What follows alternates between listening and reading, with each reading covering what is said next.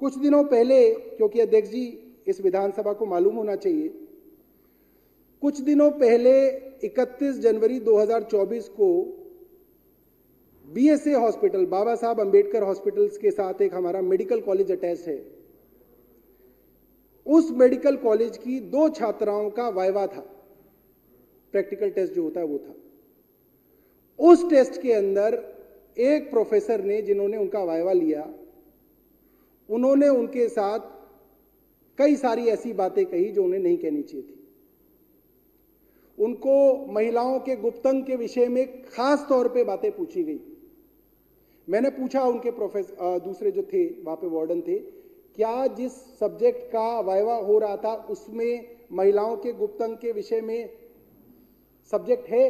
उन्होंने बोला उसका लेना देना नहीं, वो तो फार्मेसी से रिलेटेड सब्जेक्ट है, उसके अंदर उस चीज का कोई लेना देना नहीं।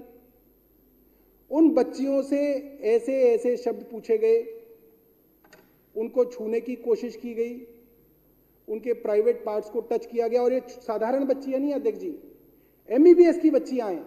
आप सोच सकते हैं अगर बीएसए कॉलेज के अंदर एमबीबीएस में आ रही है तो वो इंडिया की टॉपर लड़कियां हैं, सबसे अव्वल लड़कियां हैं वो। एक लड़की हरियाणा की थी, एक लड़की यूपी की थी। उन बच्चियों ने 31 जनवरी को ही कंप्लेंट की इस विषय में कि हमारे साथ ये किया गया।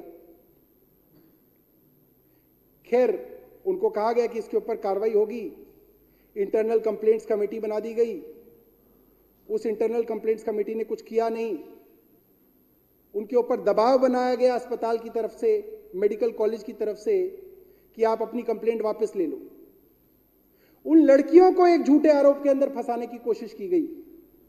उनके मां बाप को बुला के धमकाया गया कि आपका करियर खराब कर देंगे आपके बच्चों का, कंप्लेंट आप वापस लीजिए।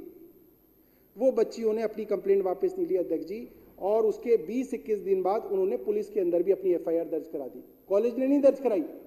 उन बच्चियों ने, दोनों बच्चियों ने इंडिविजुअली अलग अलग जाके अपनी एफआईआर दर्ज कराई, क्योंकि उनको लगा कि कॉलेज से, प्रशासन से उनको न्याय नहीं मिल रहा, इसलिए उन्होंने एफआईआर दर्ज कराई। ये मामला पूरा फरवरी बीत गया, आधा मार्च बीत गया। मुझे याद है 18 मार्च को ये मामला सोशल मीडिया के संज्ञान से मेरे संज्ञान में मेरे सेक्रेटरी लाए कि ऐसा ऐसा कुछ बीएसए हॉस्पिटल मेडिकल कॉलेज में हुआ है।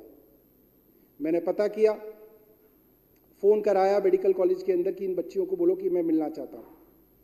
कॉलेज की तरफ से कहा गया नहीं नहीं, इनके एग्जाम है, ये नहीं मिल सकती।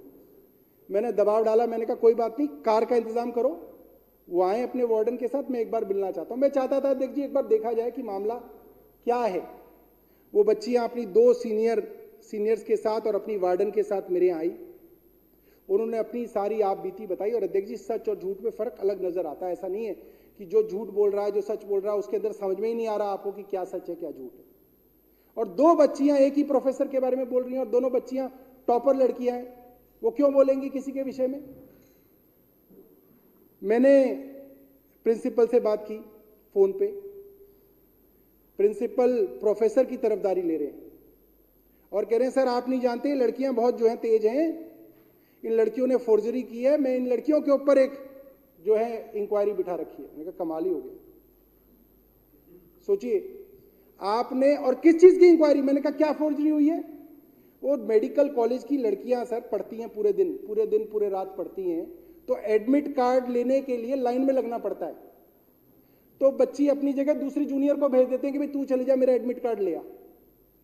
तो एक बच्ची को उसने भेज के अपना एडमिट कार्ड मंगा लिया, उसके लिए फोर्जरी का की इंक्वायरी कर दी उन बच्चों के ऊपर, ताकि वो जो है वो मुकदमा वापस ले ले। और मैंने जब लिखित में पूछा, 18 मार्च को ही मैंने स्वास्थ्य सचिव और मुख्य सचिव को लिखा, मैंने पूछा कि भाई 1.5 महीना हो गया, आपने ये मामला मुझे क्यों नहीं बताया? तो सुनिए अध्यक्ष जी क्या जवाब आता है।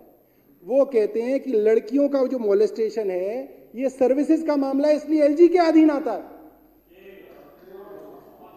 मतलब मोलेस्टेशन भी अब सर्विसेज का मामला हो गया। मोलेस्टेशन सर्विसेज का मामला है, इसलिए सीधा एलजी के पास आता है, इसलिए मंत्री को हम नहीं बताएंगे। और मुख्य सचिव भी कह रहे हैं कि हां मंत्री को नहीं बताया जाएगा क्योंकि ये सर्विसेज का मामला है। तो 1.5 महीने से एलजी क्या कर रहे थे, मैं एलजी से जानना चाहता हूं। आपका मामला है ना, आपका मुख्य सचिव, आपका स्वास्थ्य सचिव कह रहा है ये मामला सीधा आपके अधीन आता है, तो बताइए आपने 1.5 महीने तक क्या किया इसमें? कुछ नहीं किया अध्यक्ष जी, कुछ नहीं किया, बैठे रहे इसके ऊपर। जब मैंने चिट्ठी लिखी मुख्य सचिव को, तो मुख्य सचिव उल्टा तरफदारी कर रहे हैं इंटरनल कंप्लेंट्स कमेटी की। मैंने मुख्य सचिव से पूछा, 40 दिन होने को आए, 40 भी नहीं 50 दिन हो गए थे 18 तारीख तक, करीब 50 दिन होने को आए, आपकी इंटरनल कंप्लेंट्स कमेटी ने अब तक रिपोर्ट ही नहीं दी। पुलिस ने चार्जशीट कर दी, आपकी इंटरनल कंप्लेंट्स की रिपोर्ट नहीं आई। तो मुख्य सचिव मुझे ज्ञान दे रहे हैं, कह रहे नहीं इंटरनल कंप्लेंट्स कमेटी के पास 90 दिन का टाइम होता है। तो मतलब वो 90 दिन लेंगे इस छोटे से काम के लिए। और बार बार चिट्ठी करने के बाद खूब एलजी साहब ने बहानेबाजी बनाई। एलजी साहब ने बोला कि एनसीसी एसए की वजह से नहीं हो रहा, मुख्यमंत्री नहीं है इसलिए नहीं हो रहा, कोई सस्पेंशन की रिकमेंडेशन एनसीसी एसए के पास नहीं थी इसकी। झूठ बोल रहे थे एलजी। जो आरोपी प्रोफेसर सलीम शेख हैं, उनके विषय में कोई सस्पेंशन की रिकमेंडेशन, मैं ऑन रिकॉर्ड कह रहा हूं, 18 मार्च जब तक मैंने पत्र लिखा, कोई उनकी सस्पेंशन की रिकमेंडेशन नहीं थी। झूठ बोला एलजी ने अपने पत्र में कि मुख्यमंत्री नहीं है इसकी वजह से नहीं हुआ। और कल या परसों जाके एलजी ने सस्पेंड किया उनको। अब कैसे कर दिया? अभी तक तो मुख्यमंत्री के बारे में कह रहे थे, अब आपने कर दिया। अब देखिए, मैं उनके बारे में नहीं जानता कि वो व्यक्तिगत क्या करते हैं, मगर मुझे याद है महिलाओं के विषय में डंडा लेके एक महिला को मारने के लिए उनका फोटो खूब वायरल हुआ है, वीडियो है, डंडा लेके गुजरात में।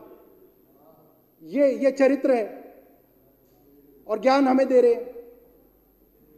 परसों जाके उस आरोपी प्रोफेसर का सस्पेंशन किया है इन्होंने, परसों जाके। एक पुरानी लिस्ट है ट्रांसफर पोस्टिंग की, उसको लेके घूम रहे हैं, कह रहे नहीं ये तो हमें सबके ट्रांसफर पोस्टिंग करने थे, उसमें वहां का प्रिंसिपल का भी ट्रांसफर हो जाता। अरे वो एक अलग बात है, ये एक अलग बात है। तुमने कब भेजी? अभी भी चैलेंज कर रहा हूं मैं विधानसभा में एलजी साहब को। एलजी साहब दिखा दें 18 मार्च से पहले उन्होंने कब इस आरोपी प्रोफेसर की सस्पेंशन की सिफारिश भेजी, या उन लोगों की सिफारिश ये कह के भेजी कि ये मोलेस्टेशन केस के अंदर इन्वॉल्व है इसलिए इनका ट्रांसफर किया जाए। कब भेजी? दिखाएं एलजी। एक रूटीन के ट्रांसफर पोस्टिंग के मामले को लगा के वापस भेज रहे, नहीं ये तो ऐसे था ऐसे था। तो बहुत शर्म की बात है, तो बहुत छोटी और घटिया बात है। इतने बड़े पद पे बैठ के एलजी साहब इस तरीके की हरकतें कर रहे हैं, बहुत शर्म की बात है। और जैसा संजीव जी ने भी कहा, महेंद्र गोयल जी ने भी कहा कि आपकी लड़ाई हमसे है, आप गरीब जनता को क्यों मारना चाहते हो उसके अंदर। तो मैं अपनी बात को विराम दूंगा अध्यक्ष जी, और दोबारा धन्यवाद दूंगा